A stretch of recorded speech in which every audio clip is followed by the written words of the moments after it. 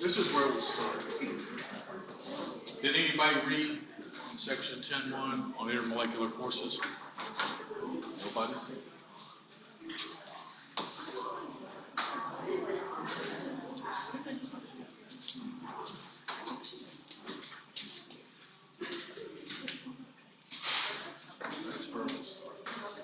So the periodic table I just gave you probably looks exactly like any other periodic table you've ever seen, but I like this one because it has, in the bottom right corner for each element, that's the electronegativity, and that's why I brought it up today, because I'll remind you of electronegativity and polarity. But intermolecular forces, there are 3 intermolecular forces. I'm not going to just read my slide to you, but dispersion forces,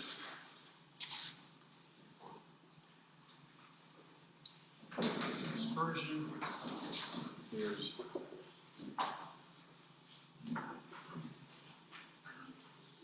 here I'm going to put H bond, hydrogen bond. So if I say the word dipole, do you remember what that means? Do you remember what it means? I only saw one person nod. It's polarity. And polarity is related to electronegativity. So if you have quick description of dipole, if you have, I won't use hydrogen, let's do, what should we do?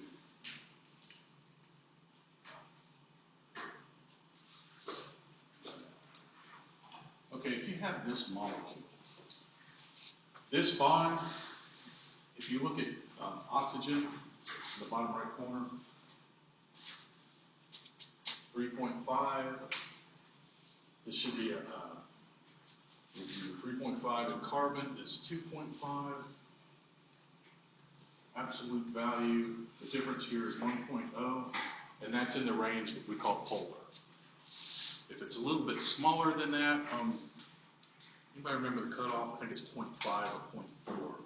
It's considered nonpolar. Between 0.5 and 1.9, it's considered polar. Anywhere above that, it's considered ionic. Do you remember that from last semester? So it's this. This is the dipole. If I were to draw it, we usually draw it with like an arrow like this. But that's the dipole, saying that this side is slightly positive and this side is slightly negative. So that's a dipole. And the dipole-dipole interaction is when I have a bunch of these together, say in a beaker or something. And you've got your negative side, your positive side. It's that. So intramolecular forces are these bonds, but intermolecular forces are the ones in between the molecules. So that's a dipole-dipole interaction. Follow that? And it's the positive and negative that's attracted to each other. So you have a big bulk collection of these in a beaker or something. The intermolecular force, the dipole-dipole, is an attraction of all the molecules sort of being attracted to each other. So when we say intermolecular force, we basically always mean attraction. You could probably replace the word intermolecular force with the word attraction anytime I use the word. The two forces would be repulsion and attraction. But repulsion never comes up in this context. Also, what I have here is relative strength. So this is the weakest. And this is by far the strongest. Really, I should do this. I want to use that green. I should really have each bonding way up here, because it's a lot stronger than the dipole-dipole is stronger than dispersion. If you look at this first slide, at the bottom it says the dispersion. Dispersion is what's usually called van der Waals forces. It's also sometimes called London dispersion forces or LD forces.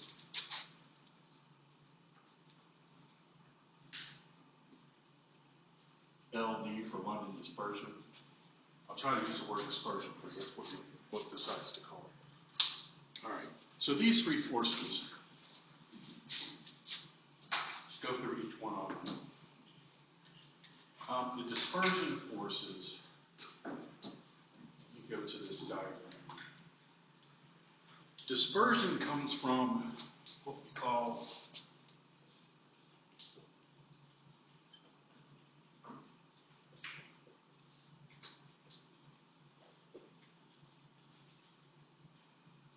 instantaneous dipoles. So it is a kind of dipole, but it's sort of like if I have, and I'll pick, I'm just going to use an atom here, and it's going to be, let's just say it's one of the noble gases. I'll say it's argon. Let's say this is argon. And this is the cloud of electrons around it. That should be a little more spherical.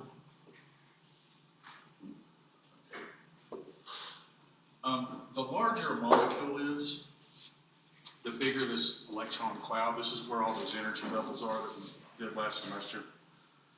And if one argon is near another argon, and it's a gas, and they bounce into each other, they bang into each other, they will, for a very, very brief moment, deform.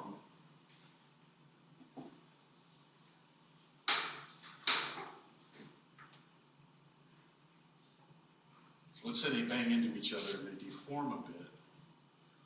And they're just, picture a bunch of these floating around and banging into each other. I need to put that over there. I'm going to put a plus here just to remind you that this is where all the positive charge is in the nucleus. And this is where all the negative charge is. A bunch of argon molecules are bumping into each other. That cloud of electron, it's kind of like a balloon. If you had a balloon and you smacked it, it would like, this side would get big and this side would get small, and then it would just kind of flop back and forth. The larger molecule is, the more it will do that. But what this does is, if you look here, this side is now slightly positive and this side is slightly negative. This side is slightly positive, this side is slightly negative.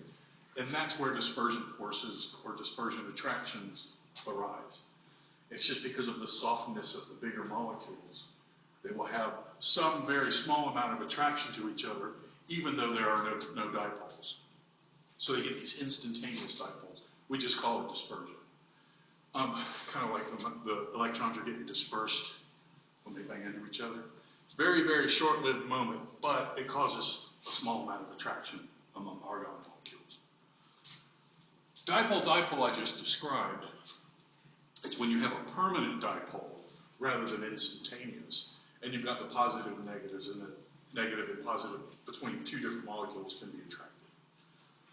I'll get to H bonding in a second, but let me, kind of the key when it comes to, you want to compare dispersion forces.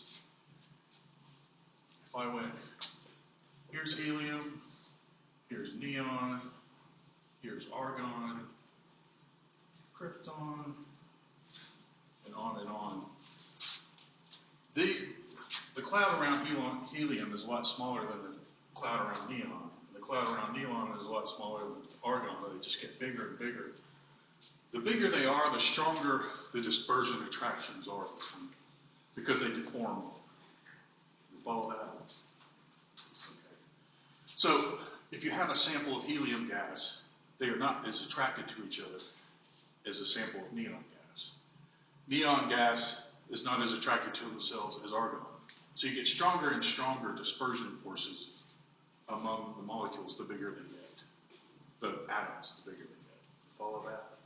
So size is one way to compare.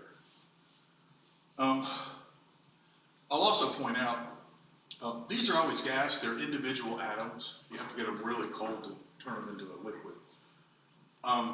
But none of them have dipoles, and they don't have hydrogen bonding either. There has to be hydrogen there for hydrogen bonding, and I will get to that last. But you could compare these and say these are the most attracted to each other, these are the least attracted to each other. Kind of where this is going is you can predict things like boiling temperature of things. Because these are more attracted to each other, you have to get this at a much higher temperature to get them to come apart as a liquid. Of course, these are all very, very cold to make them liquid. But we'll get to that next. The properties that you can predict, at least comparatively. I'll also say, so that's one way you can compare them. Here's another way you can compare them.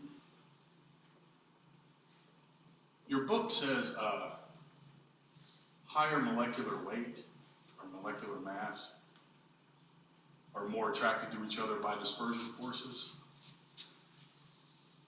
And yeah, that's true, but I've always said the word size. But yeah, the bigger a molecule, the higher the molecular weight. I'll give you a few of these. 2 carbons, 3 carbons, 4 carbons, etc.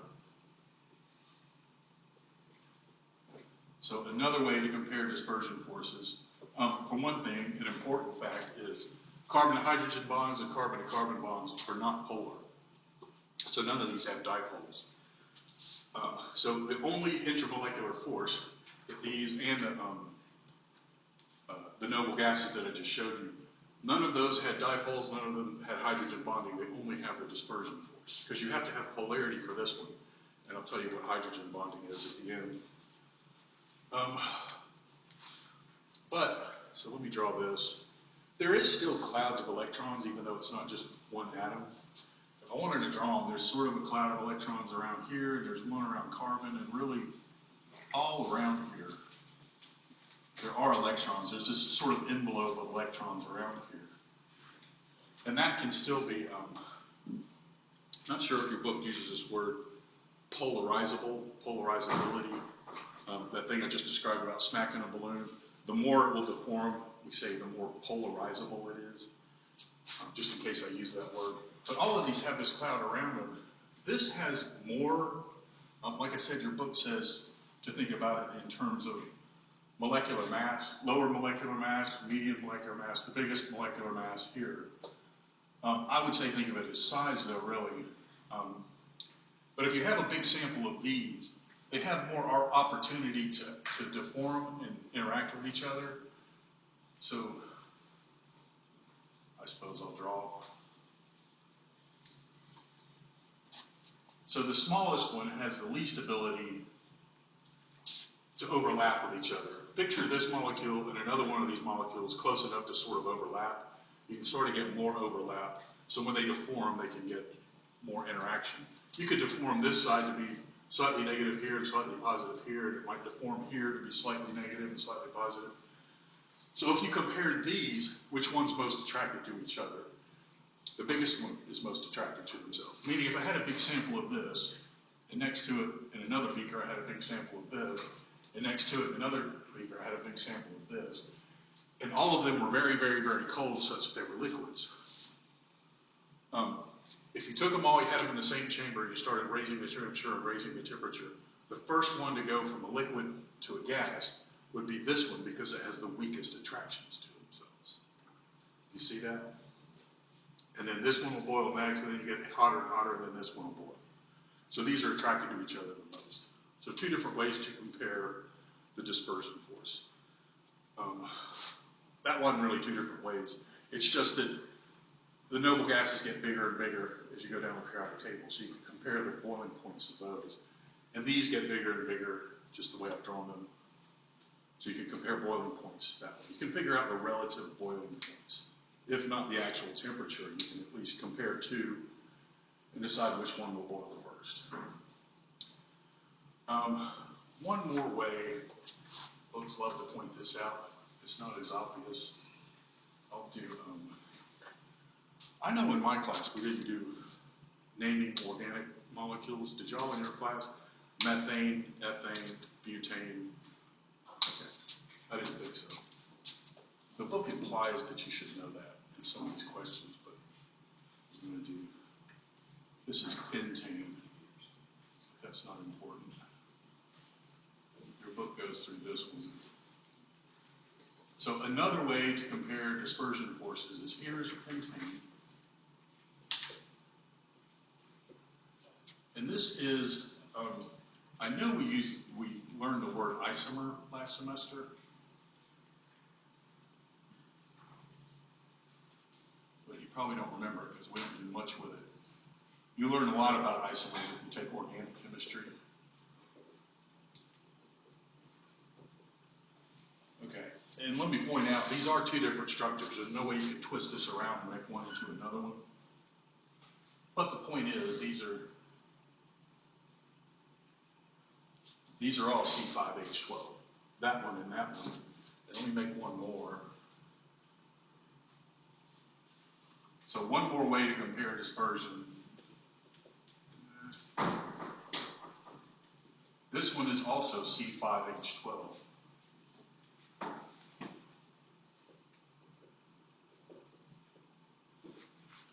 But notice this one's kind of elongated, this one's a little more compact, and this is all really compact. This one would have the largest boiling point, even though they're all C5H12. This one would have the highest boiling point, strongest attractions, dispersion forces. Because it's more, I want to say bigger, but I think what you would say is this one's the most compact, and this one's elongated, and this one would be in the middle. So this one would be the last one to boil if you're raising the temperature. This one would be the first one to boil, and this one would be in the middle. So just another way to compare dispersion forces. You really need the structure to look at. The main reason I don't have any D2L things to practice for what I'm teaching you now is because all the questions I gave you from here, well, I'll show you the questions at the back, but they don't show you the structures. I mean, this is in pentane, this is isopentane, and this is, I forgot what it's called, but anyway, you wouldn't know those, so you really need to see the structure. Okay, so there's dispersion. Now let me talk about dipole, and this is why I gave you that here at the table.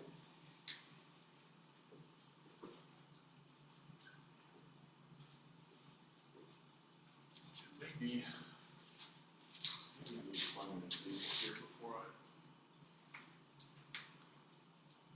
polarizability.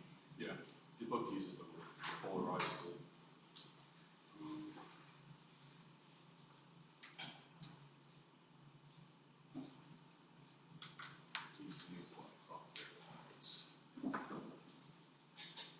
Doesn't look like I'm going to use this PowerPoint very much. I suppose I could make up a, should have had the book open already.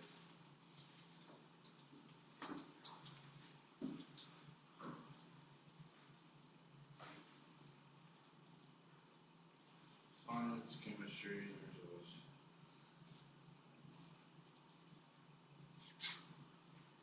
There was one in the chapter I liked.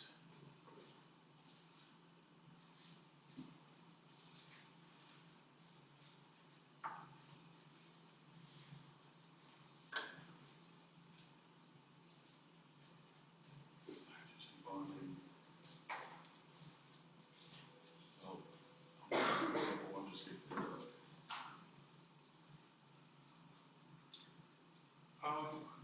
Yeah. Let's do.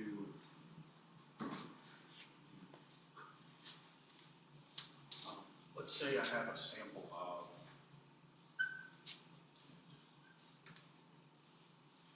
CO2 and N2, and that would be the structure. Double bond, triple bond. These are all in the same row of the periodic table, which means they're all very close. They're all right next to each other on the periodic table, so they're all very close to the same size. So if you wanted to compare these by dispersion, you picture those clouds around them, and since they're about the same size, the difference between their boiling points doesn't come from the dispersion. Every molecule has dispersion. Not every molecule has dipoles. It turns out that this has a dipole. So if you pulled out your electronegativities like I did earlier, did the dipole. If you had a big sample of CO2, that dipole makes these attracted to each other a lot stronger than these. So they're kind of the same when it comes to dispersion, but this one doesn't have dipoles. So it's this weakest force it's got that these will have to each other. This has dispersion, but it also has dipoles, so these are a lot more strongly attracted to each other. So if you had a vessel of this and a vessel of this, and let's say it's cold enough that both of them were liquids, and you started raising their temperature, this was going to boil long before you get to the high temperature for this one to boil, because they're so much more attracted to each other. So dipoles are just a much stronger attraction than dispersion. So comparing two molecules, if you were looking at their structures and I said which one has the higher boiling point, you would pick this one because it's got dipoles. And let's do, this is why I wanted an example, but I'll figure it out. Should have made one in a PowerPoint. So we did this before. Carbon is 2.5, oxygen is 3.5. The electronegativity difference is 1.0. You can think of this as sort of the magnitude of the attraction for these. And now let's compare to, what do I want to do here?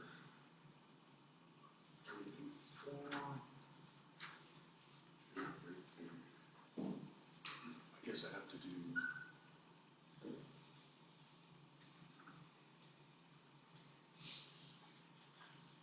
phosphorus to nitrogen. All right, so phosphorus is 2.1, nitrogen is 3.0. So what do we get here? 1.9. All right, this is the absolute value.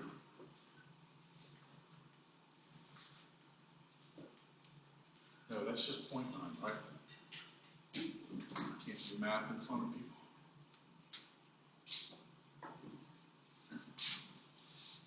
All right. Now, I might be ruining it because phosphorus is a good bit bigger than nitrogen that I had here. But essentially, this is why I wanted to find some examples, so I wouldn't screw this up. What if I did, let me do, just so I'm comparing apples to apples here. Instead, do nitrogen, carbon. So that molecule. It's still roughly the same size because hydrogen is very small.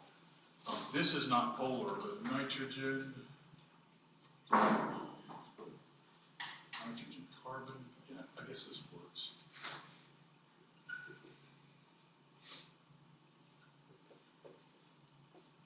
Their electronegativity is 0.5, which would be just barely polar. So comparing this number to this number, this magnitude tells you that these are much more attracted to each other than these would be. So if you're trying to decide which one has the higher boiling point, which one would have the higher boiling point? CO2 or carbon nitrogen?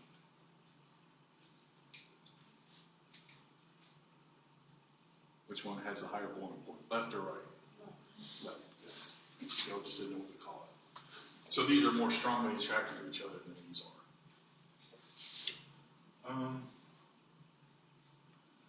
Okay, hydrogen bonds. So basically, if you're comparing two molecules, if both of them only have dispersion, you're looking at size.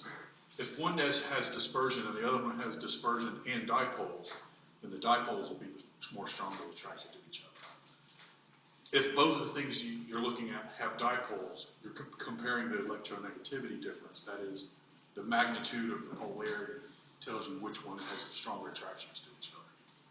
Hydrogen bonding, I just say H bonding. It's worth mentioning that it's confusing that we use the word bonding here. I mean, you're tempted to think of this.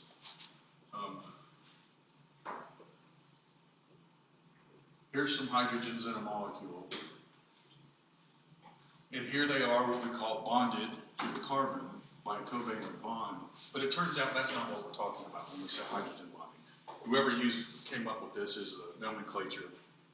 Shouldn't have used the word bonding, so it's a point of confusion. Hydrogen bonding, though, is, I'll do this, O to H, F to H. Anywhere you see F to H bonds in a molecule, or O to H bonds in a molecule, or N to H bonds in a molecule, then you have hydrogen bonding. These are the three cases where hydrogen bonding would occur. It's really that simple. You just remember those three. And notice they're all right next to each other on the periodic table. And it's because the highest electronegativity on the periodic table is fluorine. And the next highest is oxygen, and the next highest is nitrogen. And it turns out these are just really sort of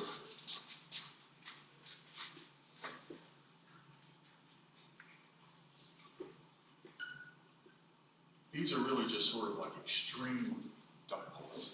And they're so extreme that they create a much stronger attraction than regular dipoles. So now if I wanted to come up with some examples, and remember H bonding is always F to H. It's only F to H, O to H, and N to H. And let me point this out, because you'll almost never see examples with fluorine. So those are the Lewis structures. We went over those last semester. If I'm going to bond something with fluorine, I can only ever bond one thing to it. And if I'm talking about F to H bonds,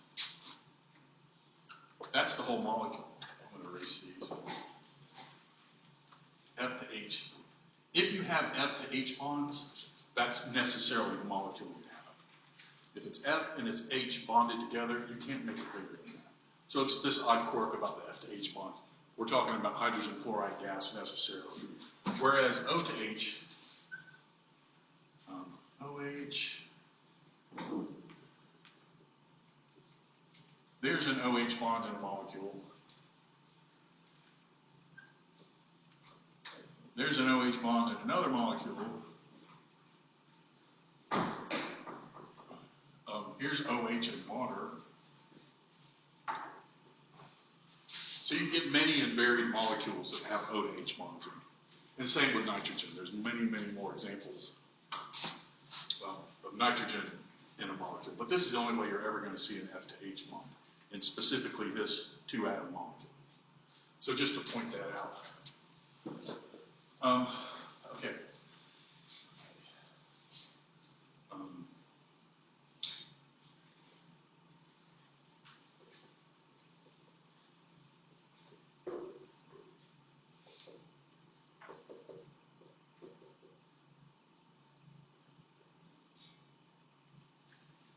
OH.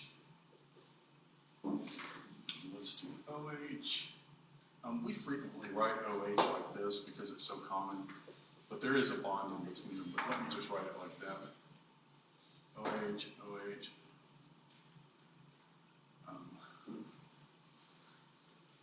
OH. And, yeah, I guess that's enough. If you were to guess, we really need these to be similar molecular weights, if I'm going to be proper about it. Those would be very similar molecular weights. I added a carbon here because I have an oxygen here. We call them heavy atoms because hydrogen is so light compared to the other atoms.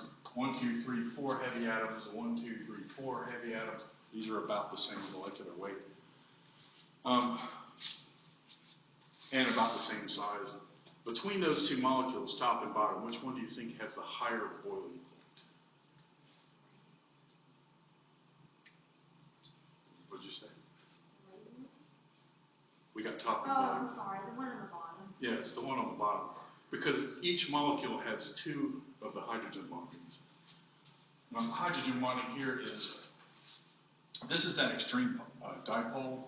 And it's kind of positive there and kind of negative there. If I drew another one of these,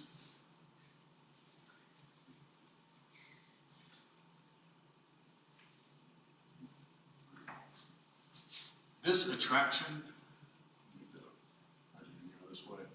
That's positive, that's negative. It's this attraction, this dotted line here, that's the hydrogen bond. So that's what we mean by hydrogen bond. It's intermolecular, not intra. It's not these bonds. It's not these bonds. It's not that bond I'm talking about. It's this slightly positive attracted to a slightly negative on another one of these.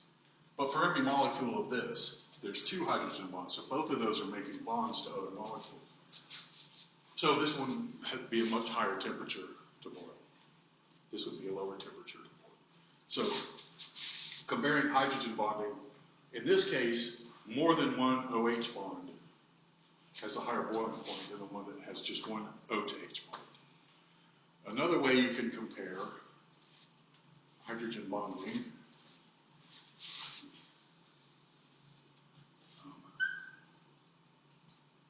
let's see, carbon, let's double bond that.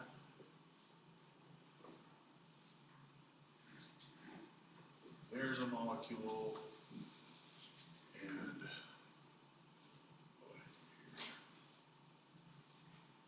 yeah, I think that'll work.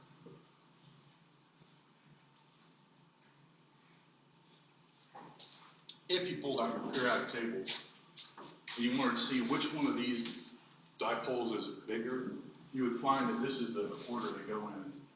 F to H, which there's only ever one example of that. O to H, N to H. F to H is the strongest, the highest magnitude electronegativity difference. That is the strongest dipole. This one's kind of in the middle, and this one's weaker. So of the hydrogen bondings, that's the weakest one. That's the next strongest. That's the strongest. So which one of those two molecules do you think has the higher boiling point? Top or bottom? Bottom, because this is a slightly weaker dipole than this one. So this one would boil. This one would boil first if you're raising the temperature, and then this one would boil next, because they have stronger attractions to each other. So you can compare hydrogen bonding by the strength of the bond. Okay. You can also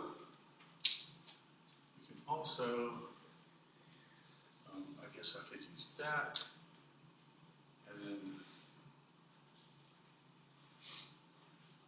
if I did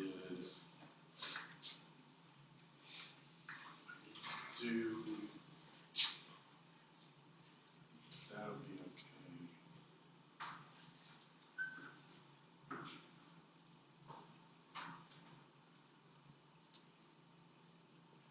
Okay, 3 molecules. Dispersion, dipole, dipole, H bonding.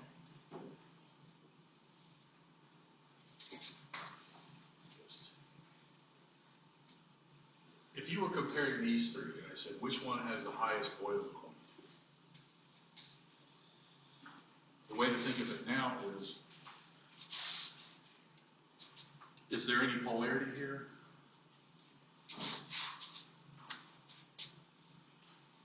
Carbon to carbon bonds and carbon to hydrogen bonds are nonpolar, so this molecule is completely nonpolar. Well, this molecule, all molecules have dispersion. So this molecule, yes, this molecule, yes, this molecule, yes. And they all have about the same dispersion forces because they're all about the same size.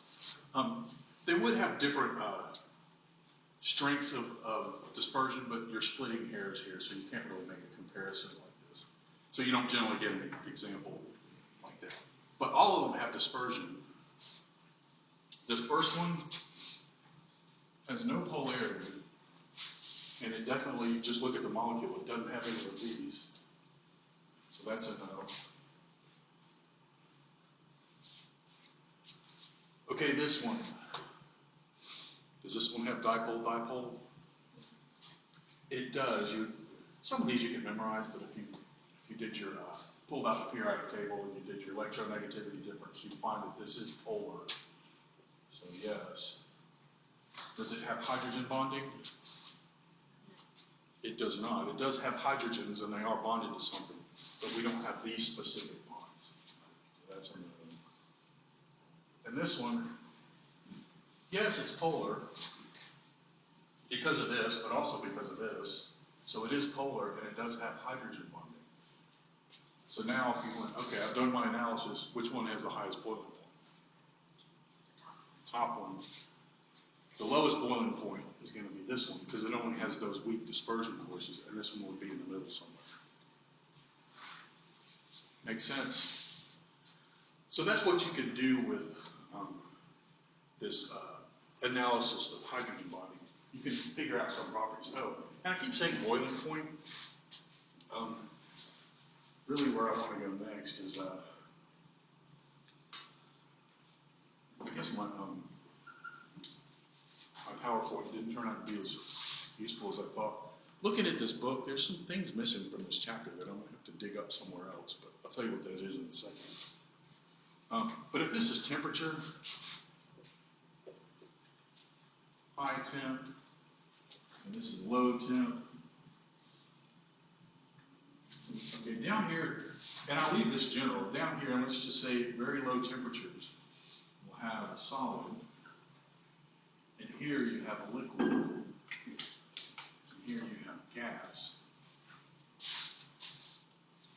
So if you're a solid, and you heat it up, and heat it up, heat it up, heat it up, and then at this point it turns into a liquid. We call that, you could call this, let me do it this way. I've got a liquid, I'm cooling it down, I'm cooling it down, I'm cooling it down, and now it freezes. You could say that's the freezing point of this substance, what I've got there, right? That's what we would call it. If you're going this direction, you'd be tempted to call it a melting point. But it's really the same point. You know what I'm saying? So you could also say when you're going this way, instead of saying freezing, you could say it's fusing, and that's actually the word we use. We call that the fusion point. But it's just a subtle distinction, but you could call it melting, you could call it fusing point, you could call it liquefaction point. That would work too, but we just use the word fusion. You got a liquid and you heat it up and you heat it up and you heat it up, and then it turns into a gas. What do we call that? You could call it a boiling point. You could also call it vaporization. And going the other direction, you could call it the condensation point. But notice, and these are sort of the official words used, but books tend to use the word boiling and melting and stuff too. So don't get lost just because they switch the vocabulary a little. It's just realize it's obvious that it's the same point no matter which direction you're going, heating up or cooling down. Oh, and I was going to say, I think I kept saying boiling point for this example, but it's exactly the same truth for the melting point. The stronger attractions, things that have stronger attractions to them, we're going to have the higher point, liquefaction point, melting point, than the ones with the weaker attractions. So let me go there. I'm going to end up having to make good PowerPoint for some of these chapters. All the information I'm saying is here on these slides. I like to draw on the board, I guess. Also, there's the camera that I can't see. So this is slide 17. It sort of has this diagram in it.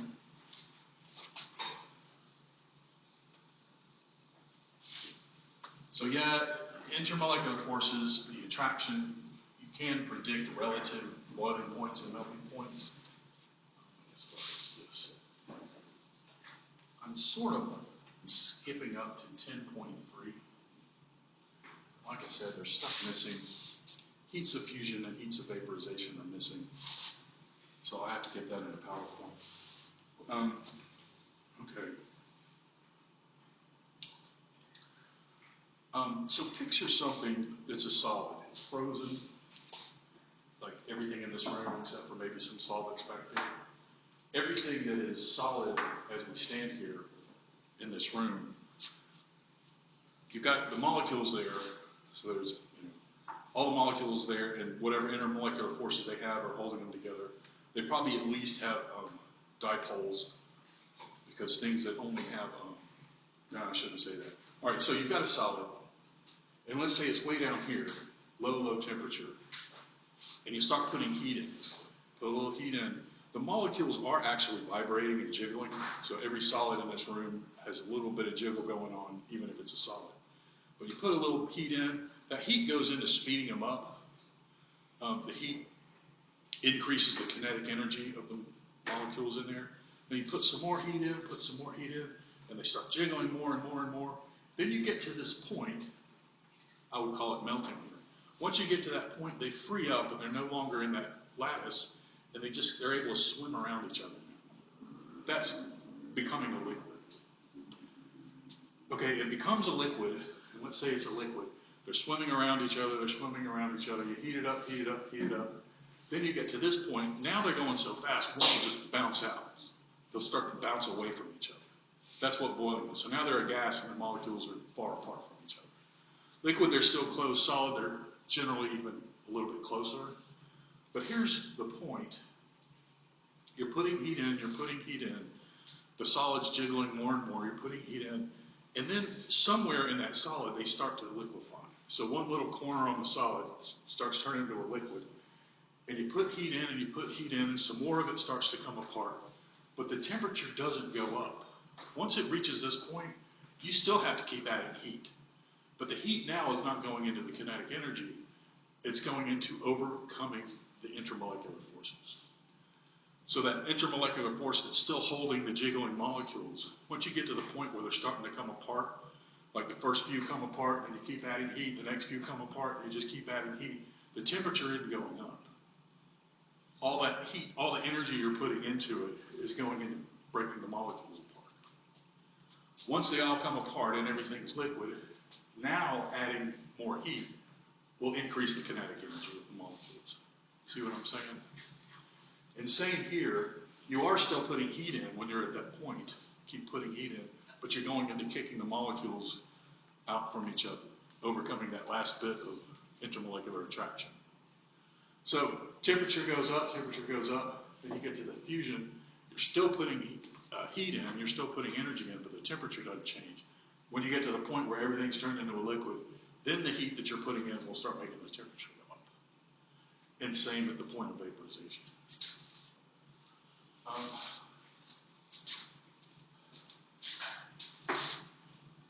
So I want to do a calculation. And you said this book, I'm going to have to come up with questions from somewhere else. Just to, no, it's in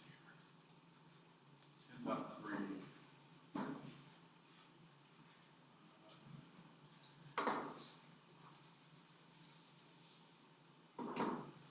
I'll mention sublimation is when you heat something so fast it goes straight from a solid to a gas. But don't think about that. Okay, this question, example 10.10. 10.10.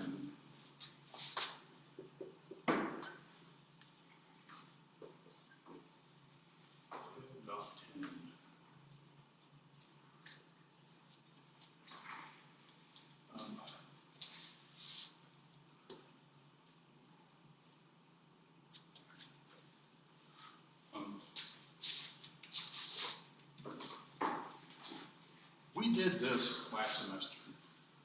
From there to there. We did talk about this.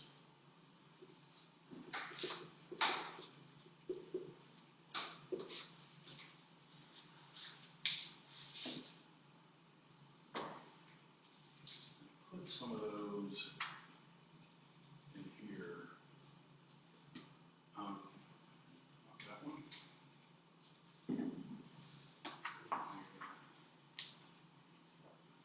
These, I just got these from the web, but this should look familiar. Specific heat, and I'll say of water. So the second one, this is slide 19. Second one in the list, water, H2O liquid, 4.184 joules per gram per degree C.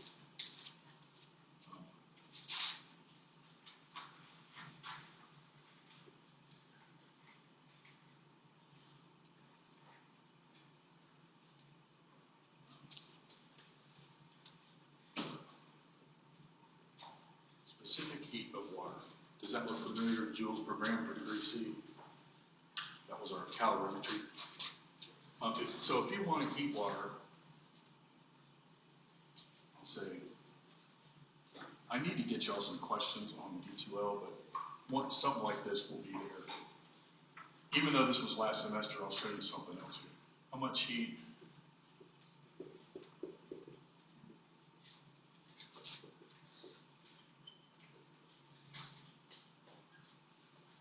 Let's say from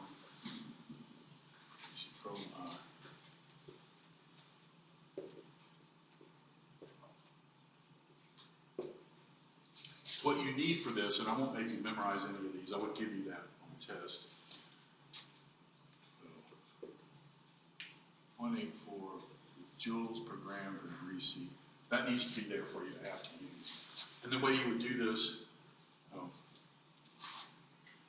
if you heat, I don't want to rewrite it, but I need to specify how many grams you've got. So let's say it's 130.6 grams.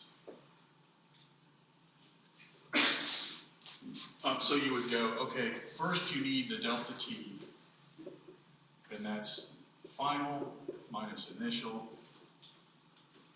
What is that, 27?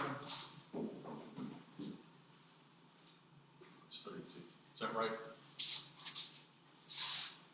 55 minus 23, is that 32? All right, we'll go with that. You would go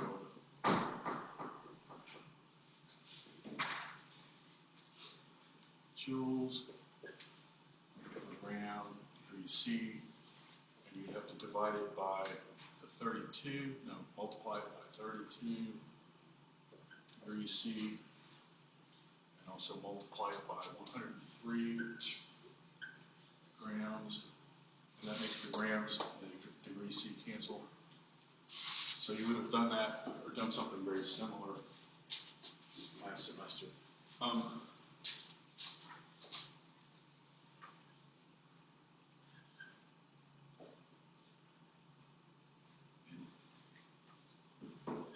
You might remember it that way. The heat capacity, the delta T, M for mass, and Q for, if I calculate this, so this should be a review, 4.184, 32, and we've got two significant figures, so I guess I'll have to just put, I guess I would rather say 14 kilojoules. All right, so review from last semester. If you were heating from, say 23 is about there, and 55 is about there, that's how many joules it would take. All right, now let's do a vaporization question. How much heat does it take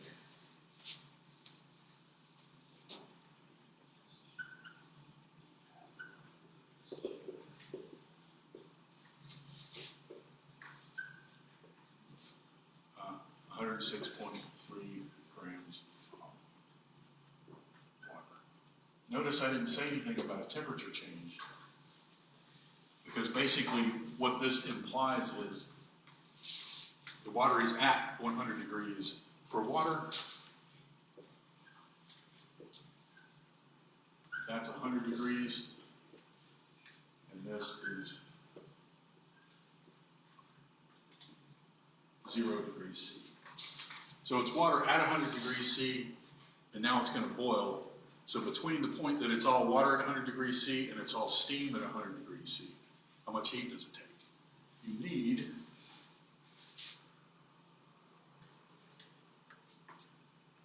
heat vaporization. Yeah, they have joules per gram here. Water is, so I'm down on slide 18 and I'm looking for water. It's at the bottom, 2257 joules per gram.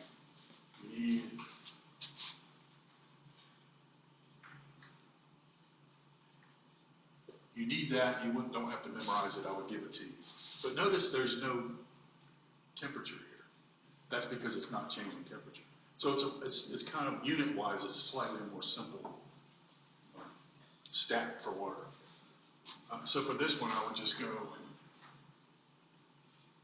joules, put grams down here. What did I say, 106 grams. It'll be 4 significant figures. I don't want to calculate it, but you see what I'm saying. That's how much heat it would take to take water at 100 degrees and turn it into steam at 100 degrees. Okay, the compound question, and that's the one, the way they saw this in the book, instead of joules per gram, they have joules per mole. That's the reason I got away from it. But I went to the web and found joules per gram per degree C heat of vaporization. I'm going to go to Google and say fusion 83.6.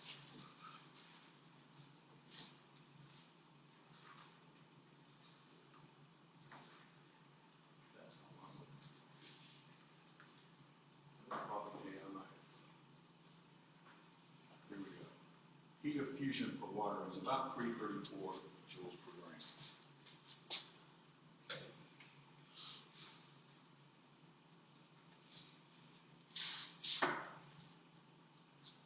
Let's do that.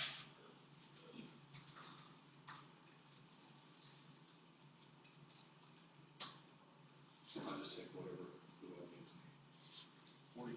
40.56 kilojoules. I guess I'm okay with the one I've got. 2257.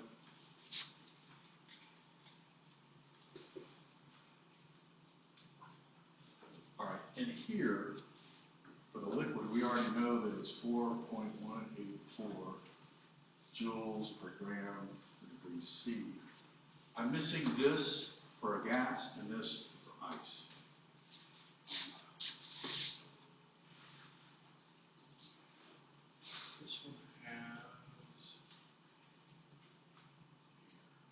So there's water, joules per gram per degree C, and it's got ice here, 2.093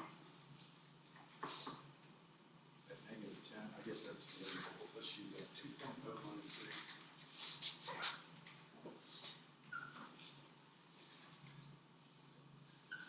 So joules per gram per degree C.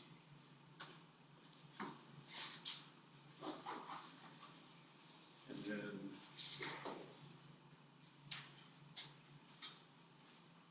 ice, water, doesn't have steam. That's what's missing from this book is the chart with all these in it.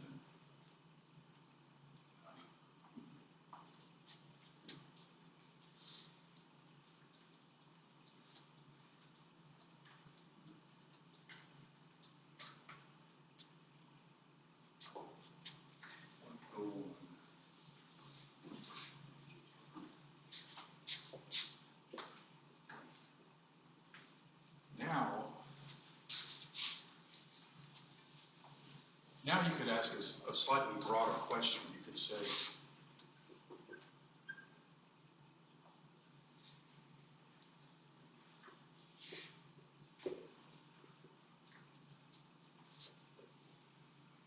what are phrases to take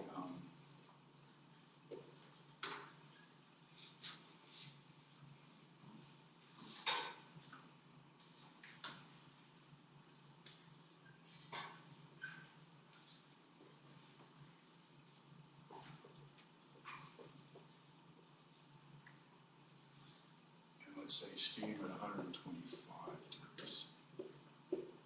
The way you would have to do that is you would have to go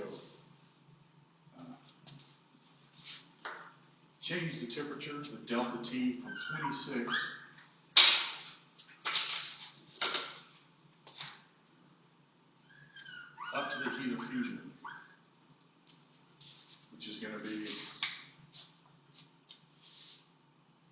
0.093.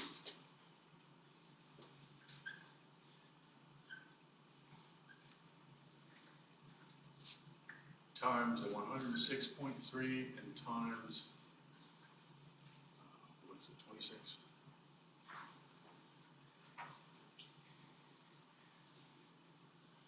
That'll give you the heat it takes you to get up to the melting point. And then you have to add to that 33.4, 334 joules per gram.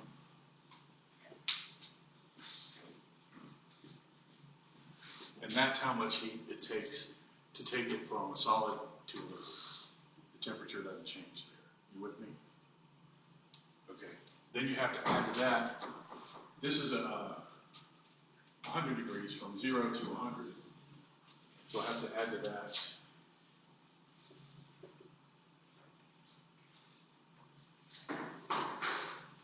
plus 106.3 and 100 degrees C. And then you have to add to that the vaporization, and then you have to add to that the interval to get it to 125. That makes sense? So last semester we just talked about water as a liquid. We didn't talk about vaporization and fusion. And it is a different amount of energy to raise it 1 gram, 1 degree C when it's a solid and when it's gas. I think I have one of these wrong, but I have to get you guys a chart that you can use to answer questions. Okay. I suppose I will go back to 10.2, but I feel like these two sections explain things better. Everything can extend very easily if you can go. Which one has the higher boiling point looking at intermolecular forces? I just carry straight over into several other things. Viscosity, there's a few other things that you can, surface tension, things like that. But let's go to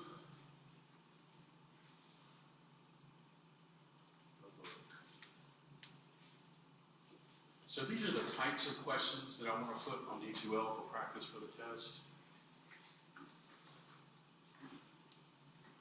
And I tend to like to do multiple choice rather than long explanations. Let me do this. Put this on the board. I'll just go through this. This is at the end of the chapter. This is exercise. Are these just numbered straight up?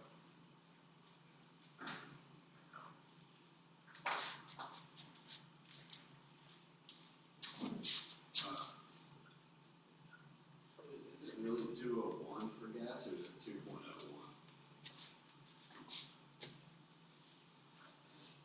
201 or 2.1? I'm not sure. That's why I need to get these in a chart somewhere.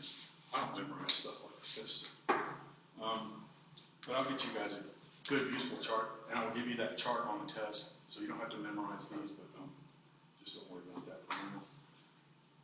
And your chapter was doing these, instead of joules per gram, joules per mole. And you can do that just as well.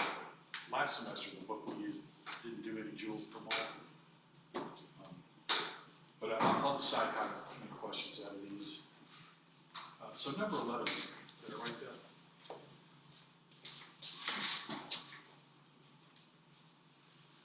So questions like this, I want to get on D2L, but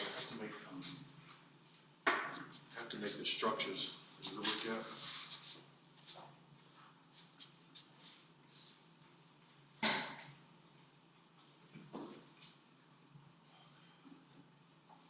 The iOS updated last night. Did anybody else get an update? The phone looks completely different now.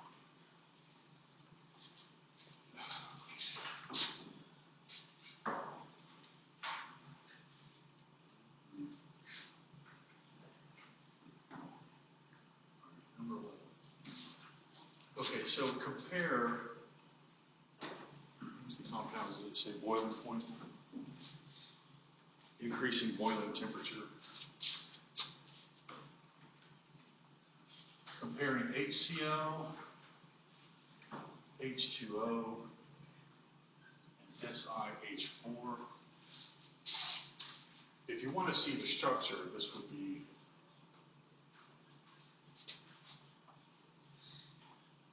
H2O is bent, so I'll draw it like that. SiH4.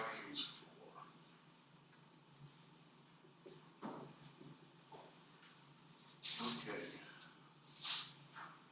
So what we want to decide is which one has the highest boiling point. I know which one has the highest boiling point without doing too much. Can you tell? What is it? You were nodding. Oh, water? Which one has the highest boiling point?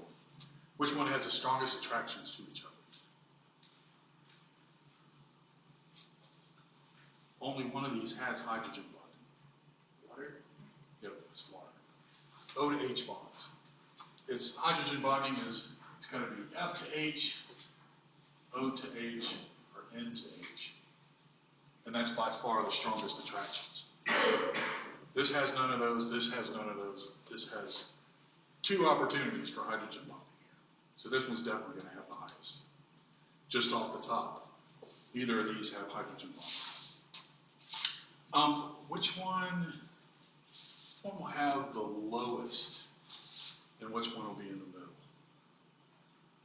So this one's highest for sure.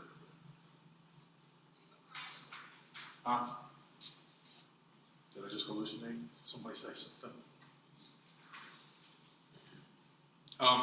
Polarity. Is this polar? Is this polar? Okay, calculate the electronegativity difference for HCl. Everybody just do that. Prove to me you do that. Remember how to do it?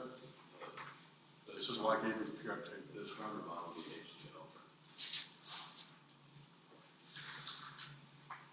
HCl. Look on your periodic table. For hydrogen, it's 2.1. For chlorine, it's 3.0. Absolute value of their difference is 0.9, so that's definitely polar.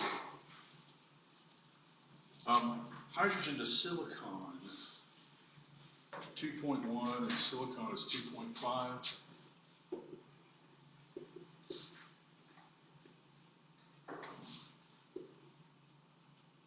So that one is not considered polar. So you might want to review polarity, how you determine if something's polar. So now that I've said that, which one has the lowest boiling point, which has the middle point? SiH4 is the lowest. So this is considered nonpolar. So what are the intermolecular forces that this has? Yes, it doesn't have hydrogen bonding. That's the strongest one. There's no polarity, so there's no dipole-dipole. So it's only got dispersion. Do these have dispersion? They do. All molecules have dispersion. This molecule has dispersion. I suppose you could say it still has dipole-dipole, but it just has those extreme dipoles that we call hydrogen bonding. This has dispersion, and it has dipole-dipole interactions, but it doesn't have the super strong hydrogen bonding interactions. So that's how you tell the difference. This one's the highest because it's got the hydrogen bonding. This one's the lowest because it only has dispersion. And this was in the middle because it has dipole-dipole. You follow that? So I need to make some questions like this in D2L. It's just that I have to give you the structures and I have to make pictures, and I didn't get around to it. But, okay, here's a good one.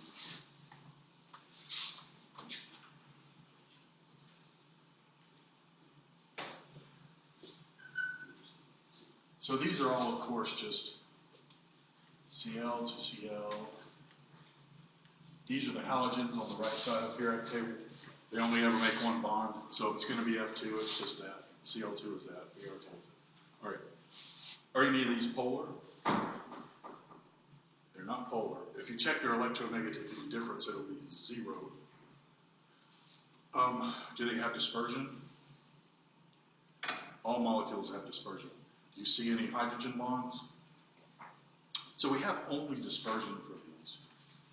Which one of these are, if you have, again, remember, you're talking about a big sample of Br2. Bunches of Br2 in a vessel, bunches of Cl2 in a vessel, and in a third vessel we have a bunch of F2.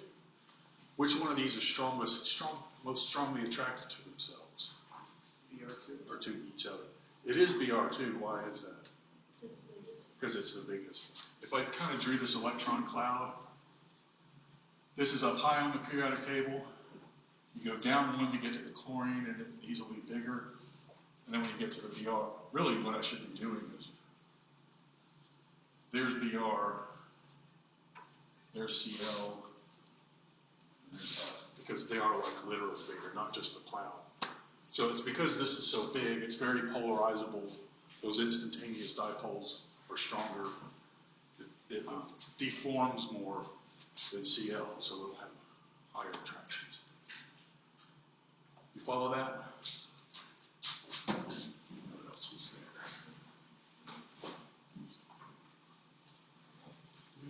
Yeah, this was similar. Is it? You go to 145, is that right? 150? Same thing.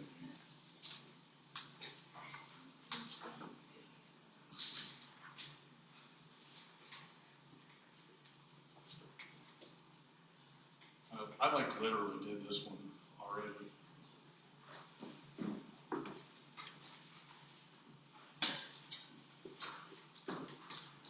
All right, which one of these has the highest boiling point? AKA the strongest attractions. The one on the right. This is.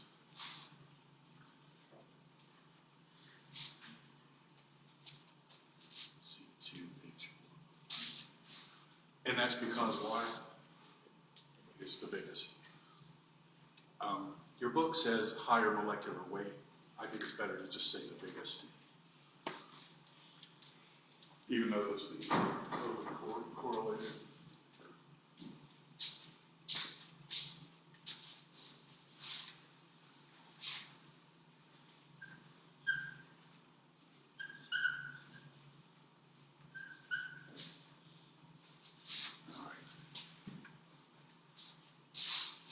Which one of these has polarity?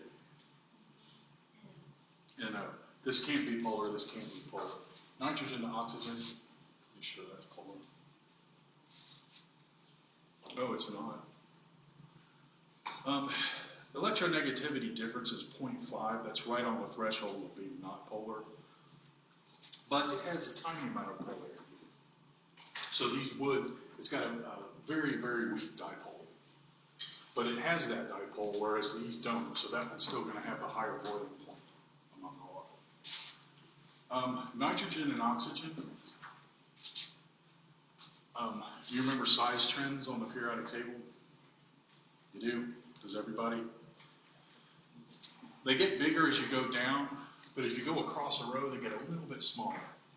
A little bit smaller, a little bit smaller. Then you get to the end, and the noble gases are the smallest one in the row. And then you go down to the next row, they get way bigger. They get a little smaller, a little smaller, a little smaller. So nitrogen and oxygen. Oxygen is to the right of nitrogen, so which one of these molecules will be bigger? Oxygen is a little smaller than nitrogen. So I would say just barely, this would be mid, if I did this, I would say nitrogen smaller, so N2, and very close to there would be O2, and not too far away would be NO because that dipole is very weak. And if it had something up here that had a hydrogen bond on it, I'd put it way up here for its boiling point because the hydrogen bond is way stronger than the dipole. Dipoles are kind of in a range. I suppose if I really did it, it would be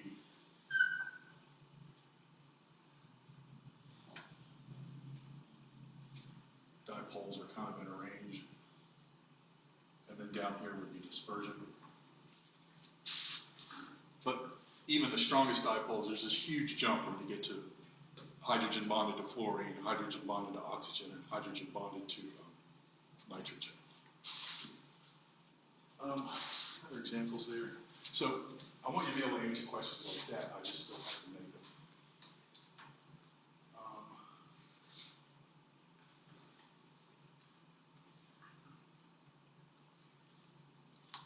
too many explaining this. Let me show you this. I don't know what to do. I did get a questions database from them. Let's see if, oh, okay, this is, oh, where'd they go? I'll get some questions made for this. The questions they gave me aren't multiple choice. They're still like explain this, most of them. So I really do have to write some of it.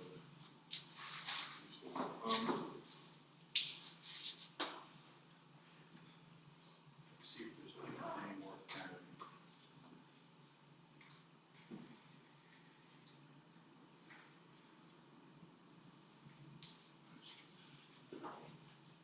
No, let's just cut it short today.